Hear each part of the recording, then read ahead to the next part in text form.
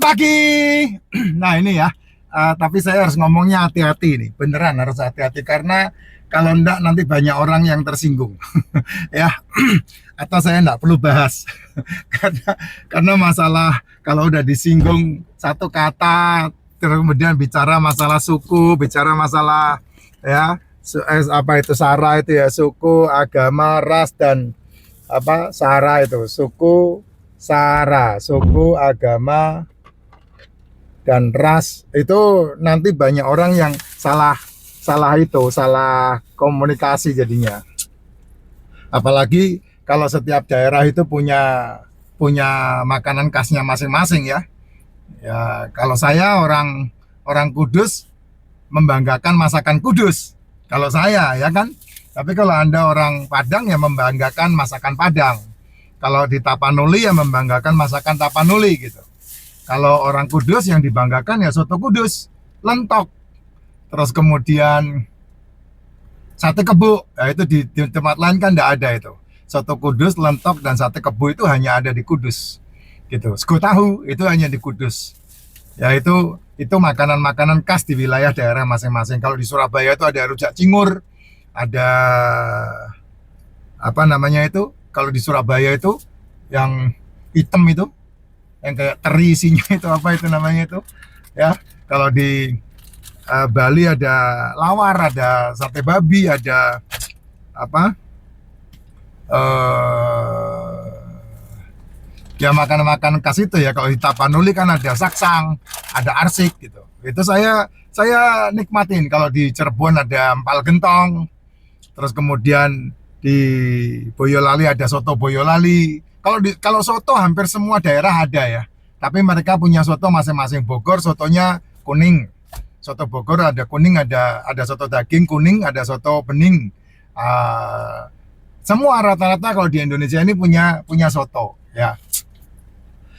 Intinya gini aja, saya nggak akan berbicara secara khusus ya. Oh masakan Padang, orang Padang sehat-sehat. Oh masakan ini, orang ini nggak sehat gitu. Nggak bisa kayak begitu. Saya nggak mau berbicara seperti itu. Intinya begini.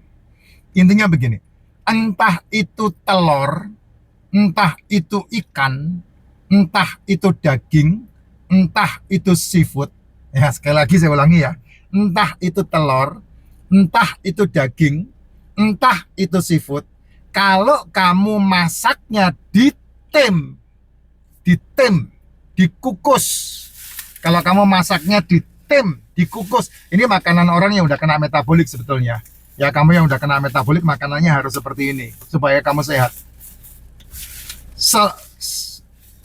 Kalau kamu memakannya dengan nasi, sesendok, 2 sendok, enggak masalah. Ya enggak masalah. Kalau masakannya tim kayak di Kudus, ada ayam garang asem. Nah itu mau dimakan pakai nasi tidak masalah. 2 sendok, 3 sendok tapi ya jangan 1 piring banyak. Kalau 1 piring banyak, kamu perutnya udah endut, ya udah pasti trigliserid sama asam uratmu pasti tinggi. Ya, ditambah lagi kalau kamu udah bermasalah dengan gula, berarti kamu udah kena masalah diabetes. Kamu bakal menuju kepada gula cuci darah kalau diterus-terusin. Karena proses itu menuju ke penyakit itu 3-5 tahun itu pasti terjadi. Dan semuanya dari makanan. Ya, tapi kalau kamu masaknya sudah ada santannya, ya, sudah ada bumbu-bumbu lengkapnya, digoreng pula. Nah, itu kamu harus awas-awasi.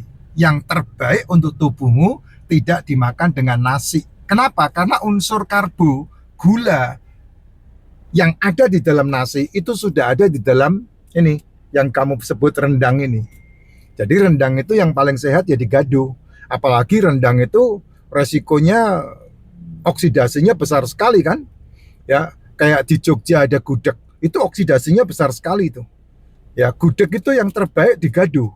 Dimakan begitu saja. Karena apa? Di dalam gudeg gulanya udah tinggi banget. Udah bro, di dalam gudeg gulanya udah tinggi banget ya.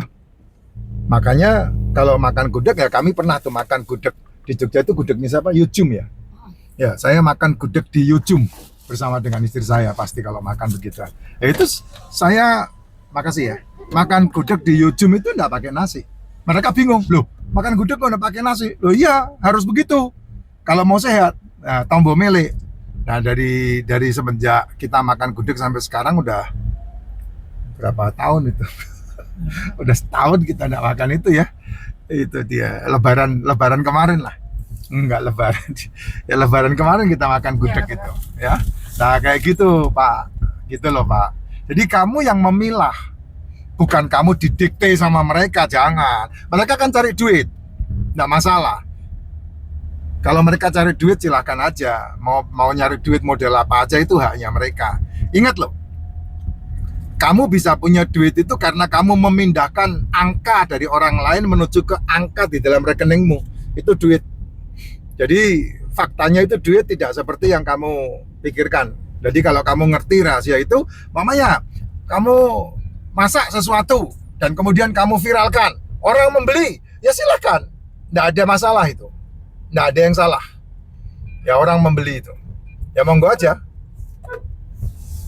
Silakan. Itu karena kamu punya keahlian di situ kan. Uang datang itu bisa jadi kamu membuat sebuah bisnis, uang datang bisa jadi karena kamu punya keahlian khusus. Nah, itu keahlian memasak rendang ini kan keahlian, tidak semua orang bisa ya. Memix nasi goreng itu kan keahlian, tidak semua orang bisa membuat nasi goreng. Kalau ini kayak grosir nih, kalau kamu membuat nasi goreng salah caranya, ya gosong nasi gorengmu, tidak enak nasi gorengmu gitu ya. Kecap di awal sama kecap di belakang itu beda rasa itu nasi goreng gitu bro, Jess gitu ya. Jadi masakan semuanya ya kamu yang memilah-milah lah, bukan saya yang menentukan. Nanti kalau saya menentukan nggak aci saya, nggak aci.